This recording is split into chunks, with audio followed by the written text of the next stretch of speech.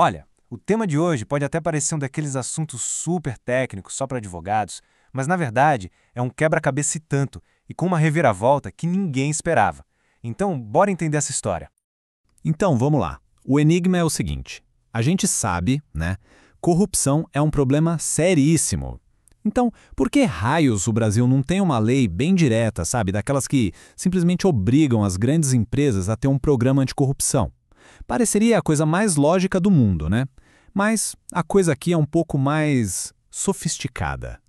Pois é, essa é a grande questão. Se a gente olhar para a França, por exemplo, eles fizeram exatamente isso. A lei lá, a Sapin 2, vai direto ao ponto. É o que a gente chama de modelo comando e controle. Só que o Brasil, o Brasil foi por um caminho diferente. E a pergunta é, por quê?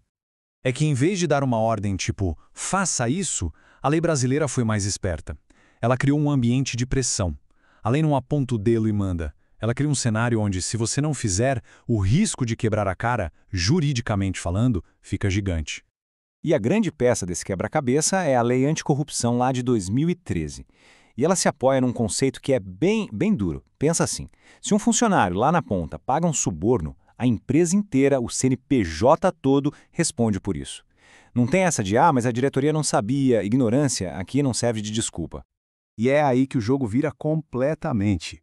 Olha, a diferença entre ter ou não um programa de compliance é brutal. Pega a empresa A, sem compliance. Para ela, a punição é máxima.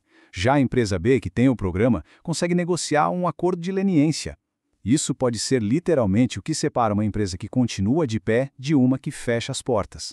Para a gente entender essa lógica, tem uma analogia que é perfeita. Pensar no cinto de segurança. Ninguém vai te multar por estar sem cinto com o carro parado na garagem, certo? Não ter o cinto ali, parado, não é infração. O problema de verdade é na hora da batida. O ato de corrupção é o acidente. A falta do programa de compliance, é como bater a 200 por hora sem cinto de segurança. As consequências são devastadoras. O compliance é o cinto. Ele não impede o acidente de acontecer, mas, nossa, ele com certeza pode salvar a empresa de um estrago muito, muito maior. Essa frase aqui resume perfeitamente a genialidade, a força desse modelo brasileiro. Não é uma ordem direta, sabe? É uma consequência quase que natural do jeito que o sistema foi desenhado. É um dever que está ali, implícito. E quando a gente compara com outros países, essa ideia fica ainda mais clara. Olha só, no Chile, o compliance funciona quase como um escudo, que pode até bloquear a acusação criminal de vez. Já no Brasil, a analogia é o colete à prova de balas. A empresa leva o tiro sim, mas o dano é muito, muito menor. Ok, e agora que a nossa história tem uma virada daquelas, bem inesperada. Toda essa estrutura, esse mecanismo pensado para combater fraude e suborno, começou a ser usado para outra coisa. Uma coisa que ninguém imaginava: proteger pessoas. Proteger os trabalhadores. Mas como assim? Essa ligação não apareceu do nada, não foi da noite para o dia. Ela foi evoluindo, sabe, em 3 passos. Primeiro, uma conexão direta. Depois, uma indireta, que foi quase sem querer.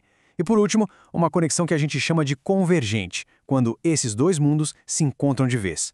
Vamos ver cada uma delas. E o que resulta disso tudo é algo fascinante. É uma nova fronteira onde a integridade da empresa e a dignidade de quem trabalha nela começam a se misturar de um jeito que a gente nunca viu antes. Então, vamos detalhar um pouco mais. A conexão direta é fácil de ver. É quando surge uma lei nova, tipo a que hoje obriga a ter canal de denúncia para assédio, e ela pega emprestado as ferramentas do compliance para proteger os funcionários. Agora, a indireta é talvez a mais curiosa. É o efeito colateral. A empresa cria um canal para denunciar fraude e, de repente, os funcionários começam a usar aquele mesmo canal para falar de abuso, de racismo, de assédio. E, por fim, a convergente é onde tudo se junta. É o que acontece com as novas normas de segurança do trabalho, que agora dizem que a empresa tem que gerenciar riscos psicossociais. Isso é uma mudança gigantesca. Assuntos como burnout, por exemplo, deixam de ser aquela coisa meio vaga, um problema do RH, e passam a ser um risco corporativo, formal. Um risco que tem que ser medido, gerenciado, com a mesma seriedade que se trata um risco de fraude, por exemplo. Então, para a gente fechar, o que fica de mais importante? Primeiro, o modelo brasileiro é inteligente. Ele não manda, ele convence pelo bolso, pelas consequências. E segundo, toda essa máquina que foi criada para combater corrupção está quase que naturalmente virando um sistema super poderoso para proteger a dignidade de quem trabalha. Isso tudo nos leva a uma última pergunta. uma reflexão. Será que a ferramenta está se tornando mais nobre do que o motivo pelo qual ela foi criada? Pensa bem, o que acontece quando uma cultura de compliance, que nasceu para evitar que alguém pague um suborno, vira, na prática, a maior defensora da saúde mental de um funcionário? É uma evolução, entanto, né?